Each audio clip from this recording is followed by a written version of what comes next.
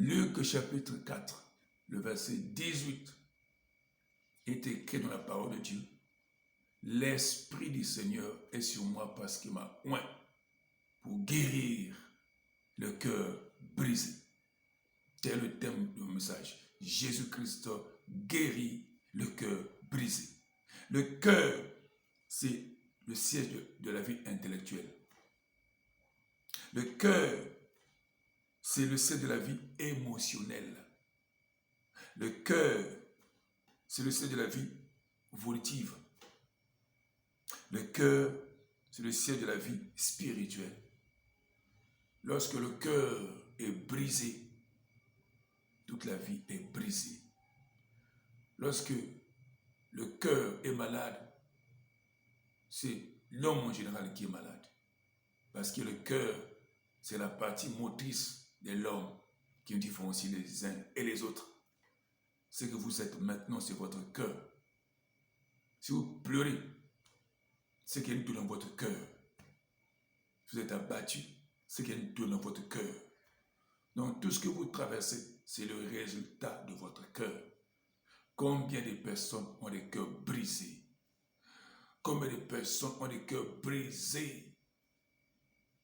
Ils ont tout fait pour s'en sortir, ils n'arrivent pas. Combien de personnes ont des cœurs brisés? Oh, quand on parle d'un cœur brisé, je vais vous donner les caractéristiques d'un cœur brisé. Un cœur brisé, c'est un cœur blessé. Un cœur brisé, c'est un cœur abattu. Un cœur brisé, c'est un cœur attristé. Un cœur brisé, c'est un cœur rejeté. Un cœur brisé, c'est un cœur aigri. Un cœur brisé, c'est un cœur complexé. Un cœur brisé, c'est un cœur déçu. Un cœur brisé, c'est un cœur rancunier. Un cœur brisé, c'est un cœur méprisé. Un cœur brisé, c'est un cœur humilié.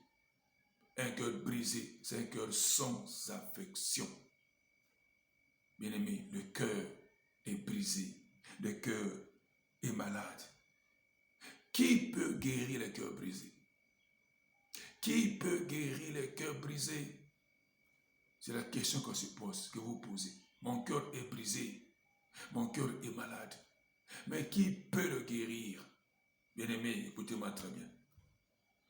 Aucun médecin ne peut guérir le cœur brisé. Aucun féticheur ne peut y arriver.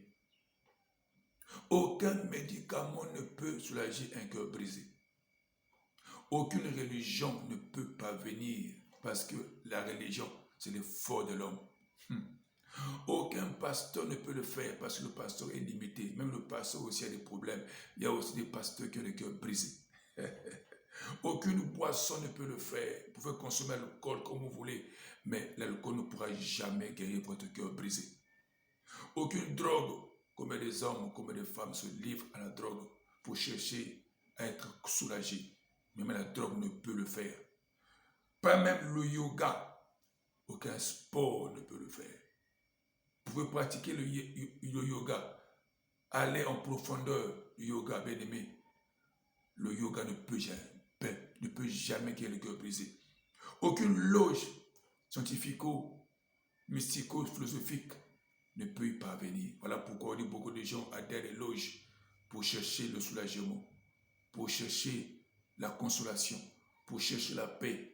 Mais aucune loge ne peut arriver, ne peut parvenir, parce que les loges, bien aimés, sont limitées, elles sont humaines, elles sont scientifiques, elles sont sataniques, elles sont diaboliques, elles ne peuvent jamais parvenir. Oh bien-aimé, écoutez-moi très bien. Je vais vous donner, je vous montrer le chemin. Je vous parle de la personne qui peut vous aider à avoir un cœur restauré. Il est écrit dans la parole de Dieu que Dieu seul peut guérir le cœur brisé. Dieu seul peut guérir le cœur brisé. Dans Psaume 147, le verset 3, il est dit, il guérit ceux qui ont le cœur brisé.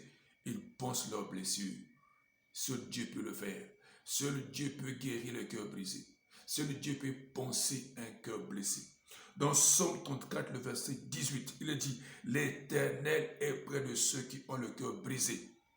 Et il sauve ceux qui ont l'esprit dans l'abattement. Ce n'est que Dieu, bien-aimé, qui peut restaurer les cœurs. Il est le réparateur des cœurs brisés.